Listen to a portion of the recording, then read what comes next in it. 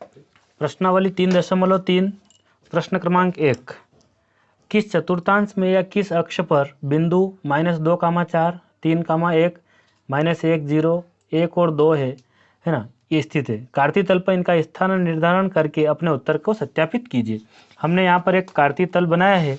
ये आपका एक्स अक्ष है, ये पूरा एक्स अक्ष है, एक्स एक्स डैश, ये वाई से और ये वाई डैश। ठीक है, ये मूल बिंदु है इसका।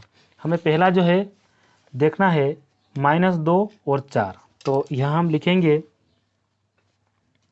-2,4। इसको एक्स पर देखना है, इसको वाई पर देखना है। ये भुज है और ये कोटि है, तो -2 और 4।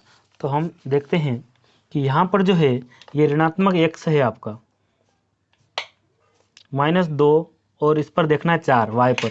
तो वाई पर 4 हम ऊपर देखेंगे, 1, 2, 3, 4। यहाँ पर इसको हम मिला देते हैं।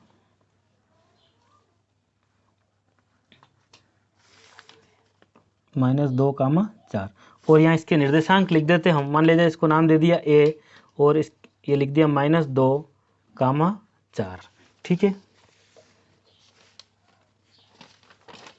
और यहाँ पर हम लिखेंगे इसका उत्तर इस प्रकार। आपको लिखना है -2 और 4, आपको लिखना है भुज ऋणात्मक है, जो ये है ना भुज, वो ऋणात्मक है तथा कोटि जो है y का निर्देशांक कोटि कहलाता है। कोटि क्या है? कोटि धनात्मक है।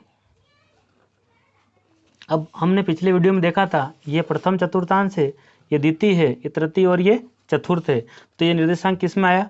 द्वितीय चतुर्थांश में। तो हम उत्तर लिखेंगे यह द्वितीय चतुर्थांश में होगा, यह द्वितीय चतुर्थांश में होगा, यह है द्वितीय चतुर्थांश में है।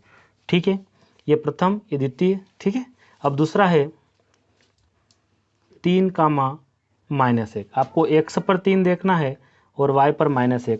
तो यहाँ हम देखते हैं कि हमारे पास ये x पर 3 यहाँ है, ठीक है, और y पर देखना -1। तो 3 के बाद हम देखते हैं, तो हमें नीचे आना होगा। यहाँ पर 3 और -1, ये 3 और ये -1 यहाँ पर बना। तो हम यहाँ पर लिखेंगे, इसको नाम दे दिया b और यहाँ लिखा 3,-1। ठीक है, इसको यहाँ से हम मिला देंगे।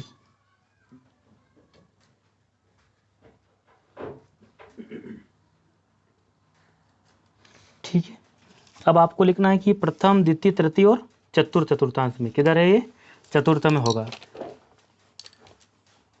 तो यहाँ लिखेंगे भुज जो है वो धनात्मक है, भुज धनात्मक है तथा कोटि ऋणात्मक है, तथा कोटि ऋणात्मक है। यह जो है आपका किस चतुर्थांश में होगा? यह चतुर्थ चतुर्थांश में होगा, यह चतुर्थ चतुर्थांश में है। ठीक, ये आपको समझ में आया होगा। अब इसके पश्चात तीसरा क्वेश्चन है -1,0। ये -1,0 हम जब देखेंगे इसको, तो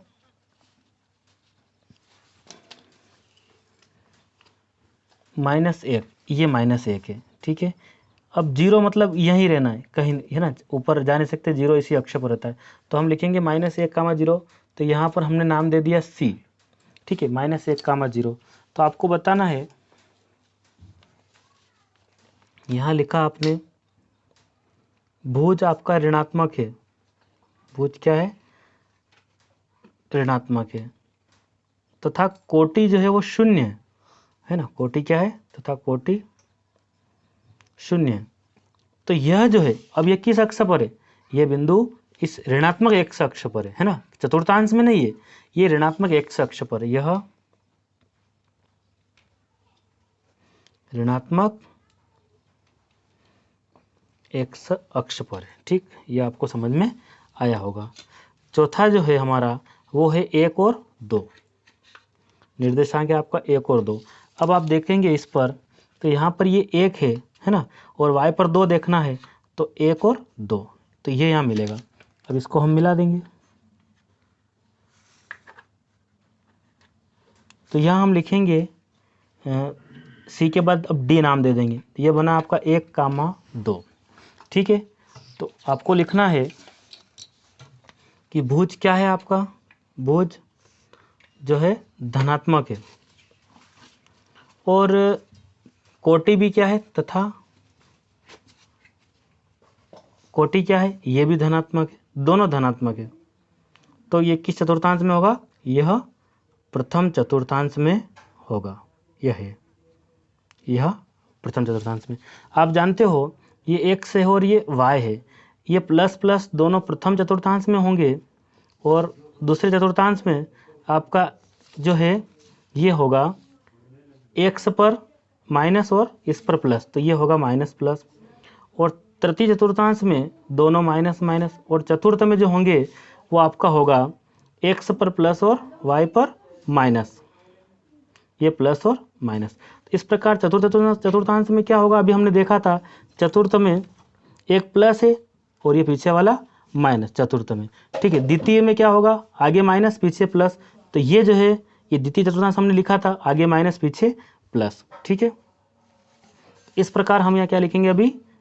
अब पांचवा जो क्वेश्चन है वो क्या है, -3 -5, ये लिखा मैंने -3 -5। अभी दोनों ऋणात्मक है, आप यहीं से समझ जाओगे किस में होगा, तृतीय में होगा। किस में होगा, ये दोनों ऋणात्मक है तो तृतीय में। लेकिन हम फिर देख लेते हैं, ये -3 आप देखेंगे x पर, तो ये यहाँ -3 है। अब -3 के बाद आप देखेंगे -5, तो -5 आप आओगे नीचे यहाँ पर, ये -3 से ये -5, इसको हम स्केल से मिला लेंगे, तो ये इस प्रकार का हमें